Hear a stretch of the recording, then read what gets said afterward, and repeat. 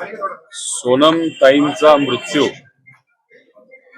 काल संध्याकाळी तिथं झाला आपल्या सगळ्यांना माहिती आहे। सामान्य परिवारातली एक महिला, काय स्वप्न होतं, 8 महिन्यांची प्रेग्नेंट असणारी महिला, तिने स्वतःच्या हाताली व पतीच्या प्रयत्नातून आपल्या घरामध्ये बाळाला पाळणा बांधता यावा यासाठी तयारी केली होती आणि सगळी तयारी करून ती महिला फक्त चेकअपसाठी आपल्या नवी मुंबई महानगरपालिकेच्या हॉस्पिटलमध्ये तिथं गेली होती। चेकअप झालं, सगळं झालं आणि मग अचानक तिथे असणाऱ्या डॉक्टरांनी सांगितलं की तुम्हाला इथं थांबावं लागेल, 2 दिवस तुम्ही ऍडमिट व्हा। ऍडमिट झाल्या आणि दुसऱ्या दिवशी माझ्या अंदाजाने 30 तारखेला सकाळी त्यांना एक इंजेक्शन देण्यात आलं आणि फक्त त्यांनाच दिलं असं नाही, सोनमताई बरोबर अजून एक महिला तिथं प्रेग्नेंट होत्या त्यांनाही दिलं आणि दोघांची प्रकृती अचानक तिथं ढासळायला लागली। त्याच्यात या सोनम डोंगरे ज्या आहेत त्या बेशुद्ध झाल्या आणि ज्या दुसऱ्या पेशंट होत्या त्यांच्या नर्व मध्ये नाही तर बॉडीमध्ये इंजेक्शन जाण्याआधीच कुठेतरी हात झटकला गेला म्हणून ते रक्त सांडलं, त्यामुळे कदाचित ते जे काय इंजेक्शन होतं ते बॉडीमध्ये जाऊ शकलं नाही। 3 तास तिथे असणाऱ्या अधिकाऱ्यांनी टाइमपास केला, काय चाललंय हे कुठेही पतीला सांगितलं नाही, अंधारात ठेवलं। मग कुठेतरी एका अँब्युलन्स मध्ये घेऊन दुसऱ्या महानगरपालिकेच्या हॉस्पिटलमध्ये नेऊन गेलं। तिथं डॉक्टरांनी सांगितलं बरी तब्येत 48 तासामध्ये नक्कीच काहीतरी चांगलं होईल, रिकव्हर होतील आणि 10 मिनिटांमध्ये निरोप आला की त्या गेलेल्या आहेत। म्हणजे काहीतरी चुकलंय आणि ते लपवण्याचा प्रयत्न महानगरपालिकेच्या हॉस्पिटलकडनं झालेला आहे। आणि ही घटना घडत असताना ज्या दुसऱ्या पेशंट ज्यांना इंजेक्शन दिलं गेलं होतं, याच परिवाराने त्यांना विनंती केली की आमच्या बाबतीत असं काहीतरी झालेलं आहे, तुम्ही कृपा करून तुमचं पेशंट हे प्रायव्हेट मध्ये न्या। जे पेशंट प्रायव्हेट मध्ये तिथून नेलं गेलं इंजेक्शन देऊन सुद्धा ते पेशंट आता बरं आहे। आता हा जो डोंगरे परिवार आहे 25 वर्ष या नवी मुंबईमध्ये झोपडपट्टीमध्ये राहणारा हा परिवार आता कुठेतरी प्रगती झाली म्हणून एक छोटंसं घर इथं घेतलं, त्यात आता आनंद कुठेतरी होणार की आता नातवंड येणार, मुलगा येणार, मुलगी येणार, जे कोणी असेल, आणि मग कुठेतरी आपल्याला एक वेगळी आशा तिथं निर्माण होते आणि त्याच्यातच ही घटना घडली। दुर्दैवी घटना आहे। तुम्हाला माहित असेल 1.5 वर्षापूर्वी खरात प्रकरण असंच एक झालं होतं। एक महिला प्रसूती होत असताना बाळ जगलं पण ती महिला जगू शकली नाही आणि मग तिथं असणाऱ्या महानगरपालिकेच्या कमिशनरांनी एक समिती केली। समिती स्थापन झाली खरी, पण गेलं 1.5 वर्ष अजूनपर्यंत त्या समितीचा रिपोर्ट नाही आला। बाळ 1.5 वर्षाचं झालं पण रिपोर्ट जर येत नसेल तर ते योग्य नाही। आता या परिवाराशी बोलत असताना आर्थिक परिस्थिती आम्ही बघितली, आम्ही कमिशनर साहेबांशी बोललो, त्यांना सांगितलं काही झालं तर कमीत कमी 10 लाखाची मदत तुम्हाला या परिवाराला करावी लागेल। त्यांनी ते मान्य केलं आणि आम्ही सांगितलं 6 तारखेपर्यंत सोमवारी तुम्ही डिक्लेअर करा, नाही केलं तर आम्हाला तिथे यावं लागेल। मंगेश भाऊ आमले असतील, सर्व त्यांची टीम असेल, हे काल कमिशनर साहेबांसमोर जाऊन लढले, बसले, 3 तास तिथं होते। तिथं गेल्यानंतर सुरुवातीला तर त्यांना सांगण्यात आलं की लंच करता, लंच ब्रेक झाली, आम्हाला वेळ नाही, पण मग आक्रमक झाल्यानंतर लोकांना न्याय देण्यासाठी तो कुठेतरी ऐकण्यात आलं आणि मग यांनी आंदोलन केल्यानंतर तो अधिकारी निलंबित झाला। पण आमचं मत आहे की पोस्टमॉर्टम रिपोर्ट आला पाहिजे, काय खरं घडलं हे कळलं पाहिजे, सीसीटीव्ही फुटेज हे बघितलं पाहिजे।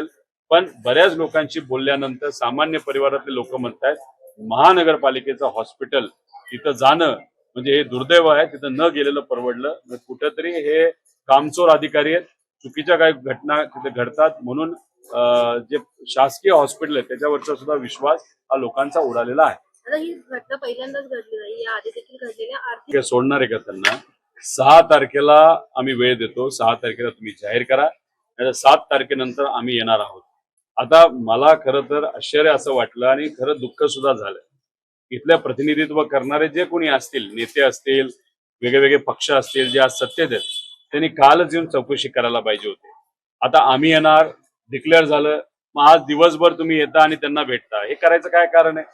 तुम्ही शासनात आहात, तुम्ही महानगरपालिकेमध्ये सत्तेत आहात, तुम्ही या राज्यामध्ये सत्तेत आहात, तर तुम्हाला काही गोष्टी सोप्या असतील, त्यामुळे येऊन मदत करा ना गरीबाची। पण तसं न करता फक्त फोटो काढणं, भेटणं हे योग्य नाही। शासनाचा योग्य असा वापर करून कुठेतरी या परिवाराला न्याय मिळाला पाहिजे अशी आमची भूमिका आहे। त्यामुळे पूर्वी जी घटना घडली घरात त्या ज्या महिला होत्या त्यांचा मृत्यू झाला आणि आता ही डोंगरे परिवारातली घटना, या दोघांना या प्रशासनाकडनं आणि महानगरपालिकेकडनं मदत ही झालीच पाहिजे. आणि फक्त खोकली मदत नाही, शाब्दिक मदत नाही, ऍक्च्युअली एक पत्र 6 तारखेला या परिवाराला देण्याची आणि खरात परिवाराला देण्याची सुद्धा भूमिका आमच्या सगळ्यांची आहे. जर तसं नाही झालं तर 7-8 तारखेला आम्ही येऊन मग आम्ही तिथं महानगरपालिकेमध्ये काय करणार हे त्या कमिशनरांना सुद्धा परवडणार नाही, तिथल्या महापौरांना सुद्धा परवडणार नाही, सत्तेतल्या लोकांना सुद्धा परवडणार. किती पुणे प्रमाणात तुमचे शब्द योग्यच होते. श्रीमंत महानगरपालिका, पण श्रीमंत कोण? तर नगरसेवक आणि नेते आणि अधिकारी. मुंबई महानगरपालिकेमध्ये भ्रष्टाचार आहे, तो पुराव्यासकट अनेक लोकांनी पुढे आणलेला आहे. त्याच्याच बरोबर तुम्ही म्हणत आहात नवी मुंबई महानगरपालिका, तिथं तशीच परिस्थिती आहे. मूलभूत सुविधा लोकांना जर चांगल्या मिळाल्या तर काय हरकत आहे.